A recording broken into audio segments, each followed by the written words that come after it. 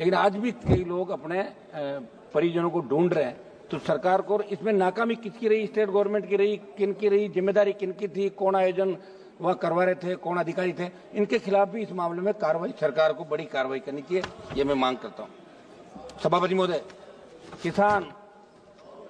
किसान और एमएसपी, किसान कर्ज माफी का कल भी मेरा सवाल था।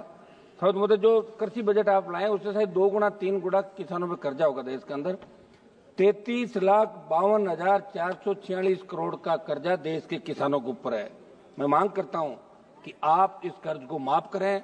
आप हर चीज जब कह रहे हैं, और इसमें कोई दो राय नहीं कि जवान और किसान ने आपको लगातार 2 बार सत्ता के शिखर पर बिठाया, और पूर्ववर्ती सरकार ने भी कोई बहुत बड़ा किसानों के लिए नहीं किया, लेकिन आज आप करो, आप ये क्यों करोगे, उन्होंने नहीं किया, 60 साल नहीं हुआ, 70 साल नहीं हुआ, आज तो आप लोग हो। तो किसान कर्ज माफी की मैं मांग दोहरा रहा हूं कि पूरे देश के अंदर राजस्थान सहित आप किसान का कर्जा माफ करें। एमएसपी खरीद पे जो गारंटी कानून की आपने बात करी थी, तीनों कृषि बिल 700 किसानों की शहादत के बाद आपने लिए, तो मैं मांग करता हूं कि तमाम ये राइडर जो 25 क्विंटल का आप रखते हैं, 25 क्विंटल हम खरीदेंगे, बाद में नहीं हटाएंगे, इस राइडर को हटाते, बाद में नहीं कि राइडर को हटाते हुए तमाम खरीद आप करें, ये मैं आपसे मांग करता हूं। किसानों की आर्थिक स्थिति सुधरेगी, बूस्टर डोज मिलेगा, एक बार संपूर्ण कर्जा माफ करें, जिस तरह चौधरी देवीलाल ने 90 के अंदर 10,000 का मूल कर्जा जो ब्याज से चाहे 1,80,000 2 लाख, तब आप लोग भी इसी चाहते हैं तो माफ किया था, ये मैं मांग करता हूं।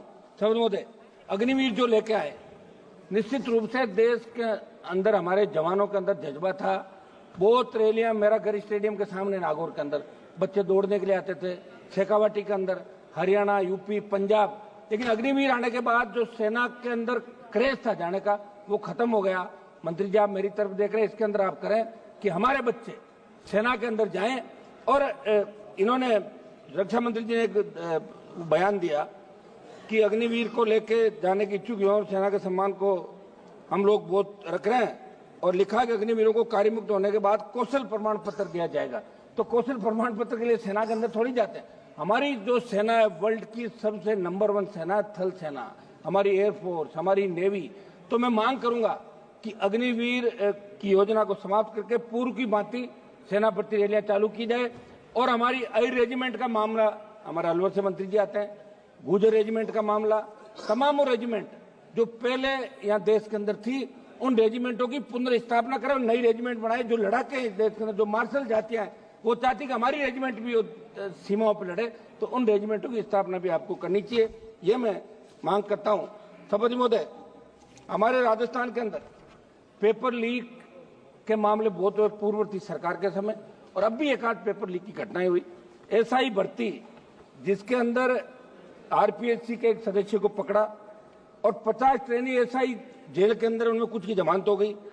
मैं आपको याद दिलाना चाहता हूं, जब सड़कों पर आप लड़ रहे थे, हम भी लड़ रहे थे, आपने कहा था कि तमाम जो पेपर लीक हुआ है राजस्थान के अंदर, जिसमें ईओ भर्ती, आरओ भर्ती, सीएचओ भर्ती, लाइब्रेरियन भर्ती, वरिष्ठ अध्यापक, व्याख्याता सहित कई भर्तियों के पेपर आउट, और आरपीएससी के अध्यक्ष को भी गिरफ्तार किया गया था। हाल ही में 2 आरपीएससी से जो गिरफ्तार किया, मगर आपकी सरकार पर्दे के पीछे बैठे मगरमच्छों को नहीं पकड़ पा रही है। एसओजी जा तो रही है, लेकिन उन लोगों को नहीं पकड़ पा रही है जिन्होंने पेपर लीक की घटनाओं को अंजाम दिया, और इसलिए नहीं पकड़ पा रही है कि अभी उपचुनाव के अंदर आपने उनको बुला के कहा कि हम आपको पकड़ रहे हैं, उन्होंने कहा पकड़ो मत, हम हमारी पार्टी की जमानत जब्त करा लेंगे, ये लो टिकट आपके हिसाब से, और 5 जगह जमानत जब्त करा ली कांग्रेस पार्टी ने। तो मैं मांग करूंगा कि आप इस एसआई भर्ती को रद्द करें, कोर्ट का बहाना नहीं बनाए।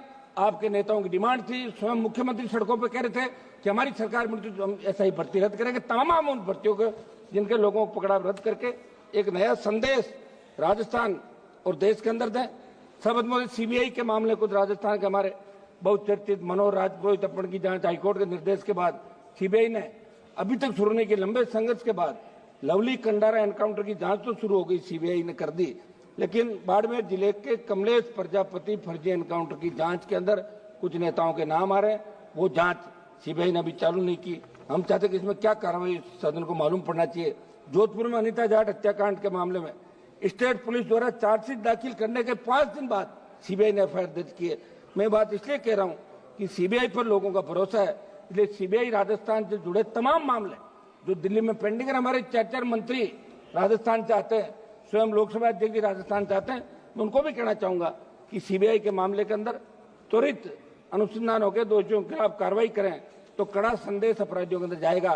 सभापति महोदय, आबकारी नीति आपके माध्यम से हाल ही में राजस्थान की भाजपा सरकार जो आबकारी नीति लेकर आई, मंत्री जी थोड़ा एक मिनट, राजस्थान का मामला, आबकारी नीति जो राजस्थान की सरकार लेकर आई है, वैसे तो हम शराबबंदी के खिलाफ जो आंदोलन राजस्थान का हमने हिस्सा लिया कि शराबबंदी होनी चाहिए।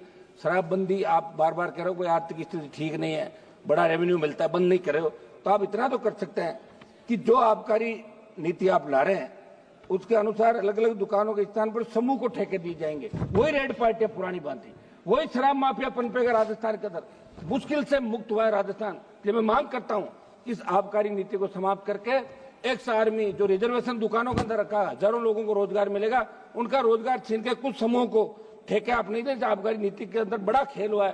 तो सभापति महोदय, आपके माध्यम से सरकार से मांग करूंगा कि भारतीय जनता पार्टी की सरकार इन नई आबकारी नीति को लागू नहीं करे और पूर्व की भांति जो दुकानें चल रही है उस हिसाब से राजस्थान के अंदर दुकान आवंटित करें और दूसरे जो हमारा एक्स आर्मी दूसरा कोटा है ताकि उनको रोजगार मिल सके।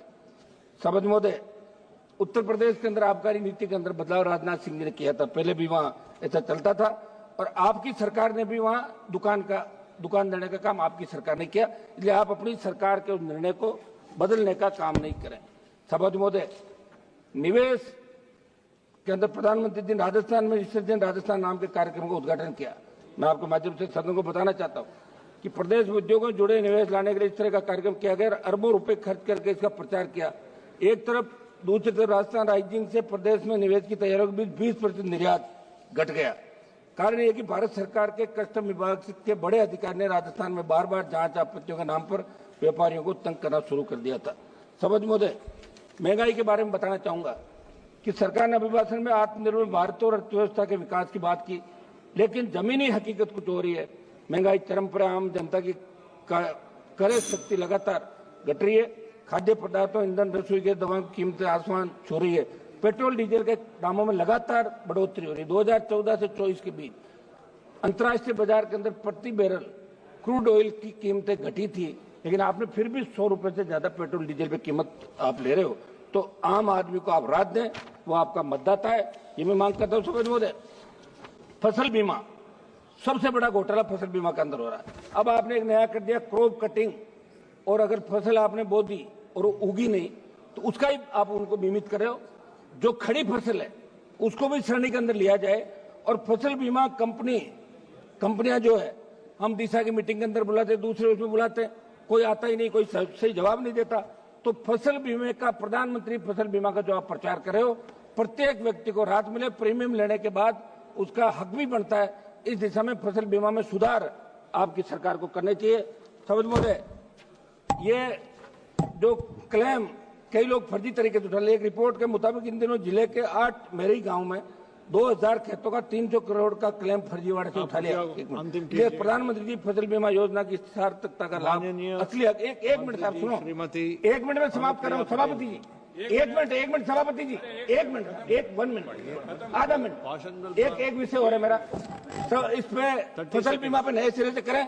एक विषय हमारा अलवर से मंत्री जी आ रहे हैं सर, मुख्यमंत्री जी को 1 मिनट साहब, सभापति जी आधा मिनट साहब, आधा मिनट सर, हम रात को 12 बजे तक कोरम पूरा करते हैं, ऐसे क्या कर रहे हो? आधा मिनट दे साहब। सभापति जी, अभी हमारे राजस्थान पुलिस के सहायक उप निरीक्षक स्वर्गीय सुरेंद्र कुमार चौधरी ने 11 दिसंबर 2024 को राजस्थान के मुख्यमंत्री महोदय के काफिले की सुरक्षा करते हुए एक गाड़ी तेज आ रही थी, प्राणों की आहुति दे दी। और अलवर से हमारे मंत्री जी आ रहे हैं, इनसे भी मिले, उपराष्ट्रपति जी मिले, और मुख्यमंत्री जी उनके घर पे भी गए। शहीद का दर्जा देना, उनके परिवार को आर्थिक परिलाभ देना, और नायब तहसीलदार की नौकरी तो मांग रहा है, कौन सा आप कलेक्टर बना रहे हो? पहले भी आपने बनाई राजस्थान के अंदर। ये किसान का बेटा है, सादत दी है, और पूरे देश में संदेश। 1 मिनट समाप्त तो करना है, समाप्त तो करूँ, समाप्त दे दिया। लोग तो 15-15, 20 मिनट भाषण झाड़ गए, समाप्त कराते, समय से समाप्त कर रहा हूँ, समाप्त तो करने दें मैडम। आप सभापति जी समाप्त करने दें, इस तरह मत करें साहब आप। समाप्त। Yes madam, please carry.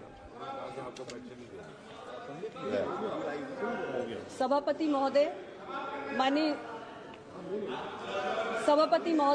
माननीय राष्ट्रपति महोदय के अभिभाषण पर आयोजित इस चर्चा में आपने मुझे प्रतिभाग करने का अवसर प्रदान किया, इसके लिए मैं आभारी हूं।